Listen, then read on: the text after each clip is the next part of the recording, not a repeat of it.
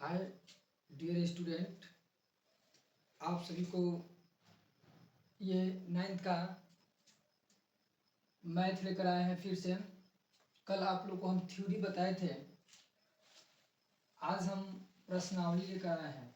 ध्यान दीजिएगा, क्लास 9 अध्याय 1 संख्या पद्धति यानी कि एनसीईआरटी का बुक पढ़ा रहे हैं। आप सभी लोग एनसीईआरटी का बुक लेकर देखिए। ध्यान दीजिएगा, सबसे पहला क्वेश्चन है कि क्या शून्य एक परिमेय संख्या है? क्या इसे आप p/q के रूप में लिख सकते हैं, जहां p और q पूर्णांक है और q नॉट इक्वल टू 0। तो इसमें बताना है, तो क्या क्या शून्य एक परिमेय संख्या है?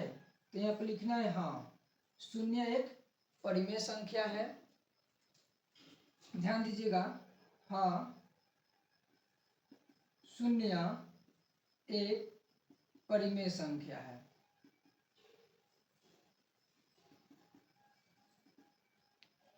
क्योंकि 0/1 हम लोग लिख सकते हैं, यानी कि p का मान 0 हो गया और q का मान 1 हो गया।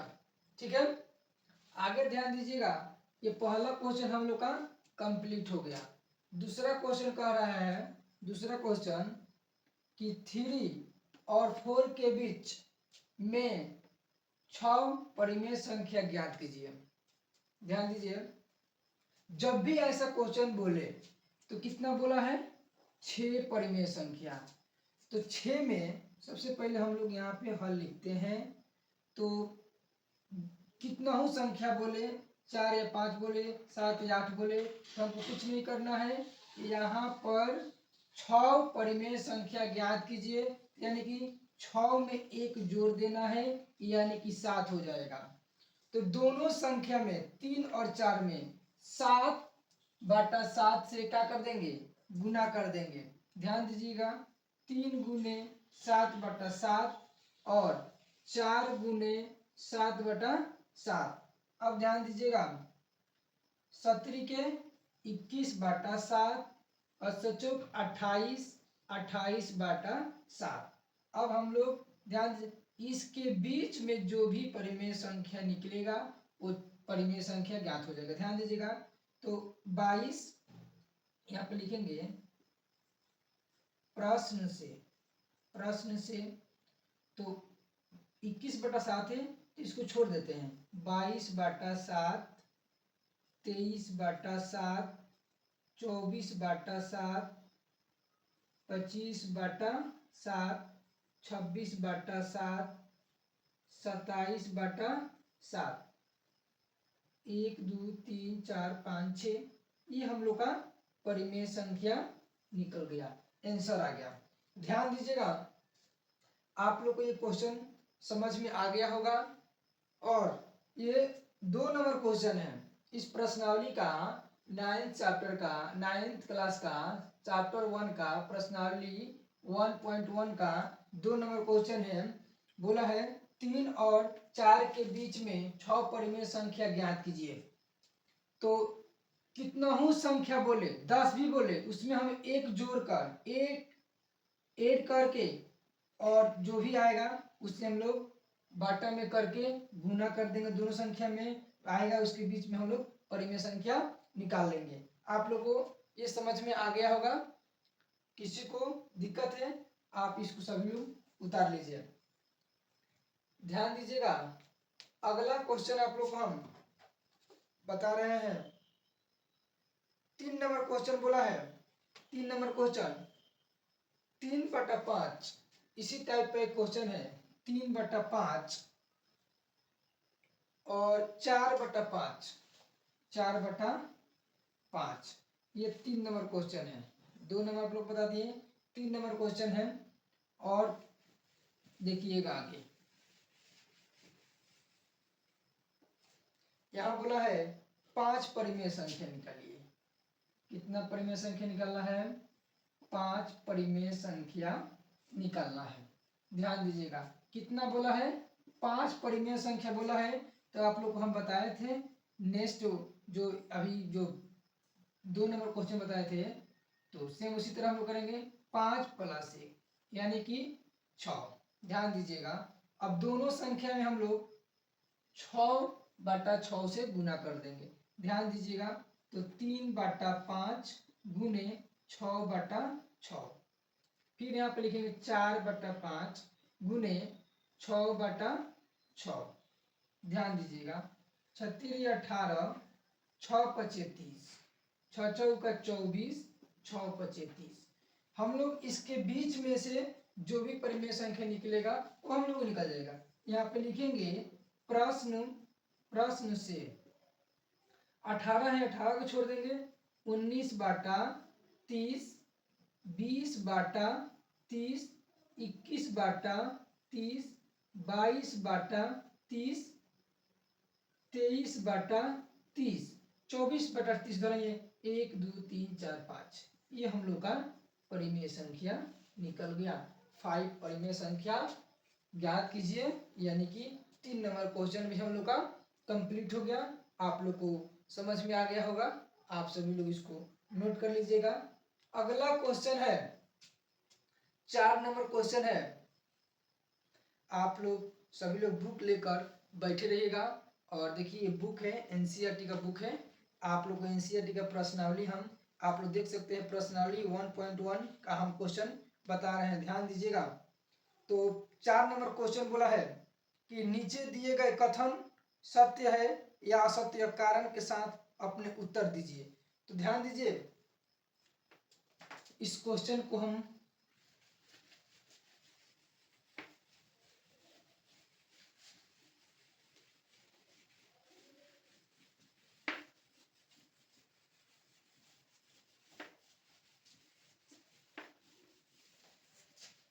ध्यान दीजिएगा, क्वेश्चन बोला है कि सत्य यानी कि ट्रू और असत्य यानी कि फॉल्स बताना है आपको। प्रत्येक प्राकृत संख्या एक पूर्ण संख्या होती है। 4 नंबर क्वेश्चन का 1 नंबर क्वेश्चन बोला है, प्रत्येक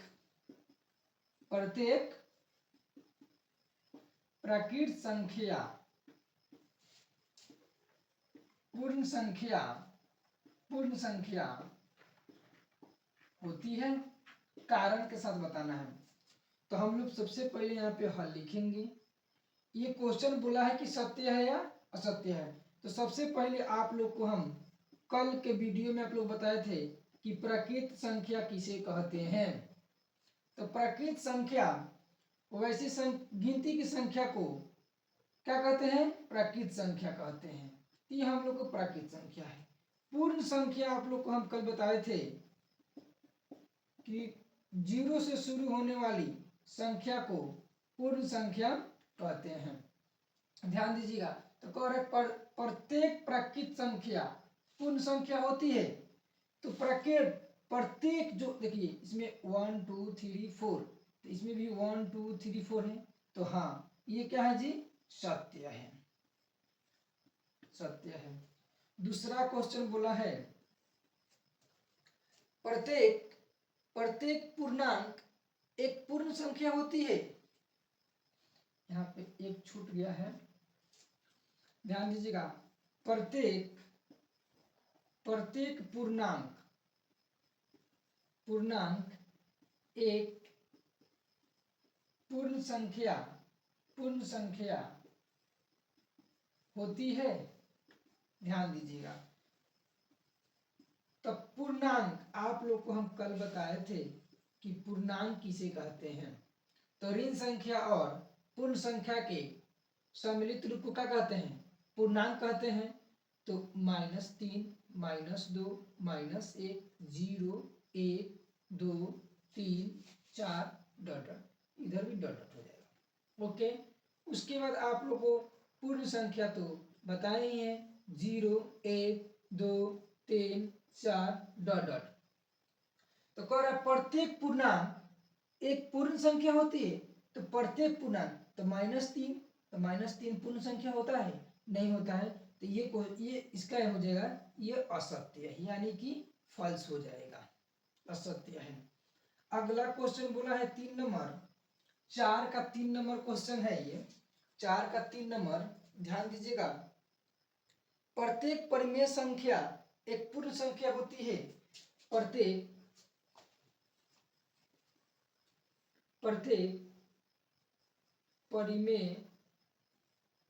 परिमेय संख्या एक पूर्ण संख्या होती है। ध्यान दीजिएगा, तो यहाँ पर देखिए, आप लोग हम परिमेय संख्या बताए थे। परिमेय संख्या किसे कहते हैं? वैसी संख्या जिसे p बाई क्यू के रूप में लिखा जाता है उसे परिमेय संख्या कहते हैं।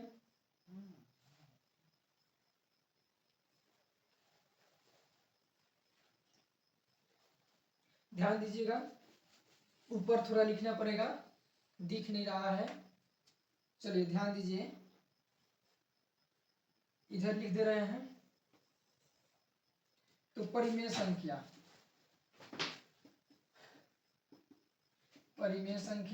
वैसी संख्या जिसे p बाई क्यू के रूप में लिखते हैं उसे परिमेय संख्या तो कहते हैं। 2/3, 5/7, 8/9 ये परिमेय संख्या होगा।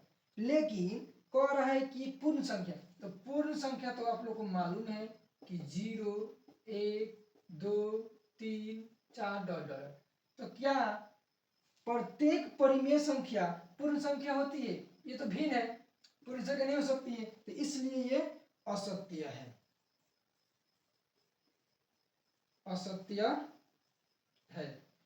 चलिए आज के लिए आप लोग को हम इतना बताएं, क्वेश्चन आप लोग को इतना समझ में आया तो वीडियो को लाइक और शेयर कीजिए, और जिस भाई को समझ में, जिसको नहीं आया, आप सभी लोग कमेंट कीजिए कि सर हमको समझ में नहीं आया।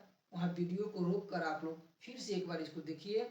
जहाँ भी दिक्कत है आप लोग को, बेहिचक आप लोग इस वीडियो को रोक कर और कॉपी में नोट करिए, कॉपी में नोट कीजिए, और हर एक क्वेश्चन आप लोग के सामने हम लाएंगे। बस आप लोग यूट्यूब पर बने रहिए और मेरे से जुड़े रहिए। आप लोग सारा एक एक क्वेश्चन बाई एक एक करके आप लोग को मैं बता दूंगा, और आशा है कि आप लोग को ये समझ में आ गया होगा। और कल के क्लास में जो बताए थे आप लोग को, तो वो बताए थे हम थ्योरी बताए थे, 9th का चैप्टर 1 का थ्योरी बताए थे, तो जिसमें प्रकृत संख्या, पूर्ण संख्या, पूर्णांक संख्या, जो यही से बताए थे, इसलिए बताए थे कि इसमें काम आने वाला था, जैसे कि अभी जो काम आया है, इसलिए कल आप लोगों को थ्योरी बता दिए थे।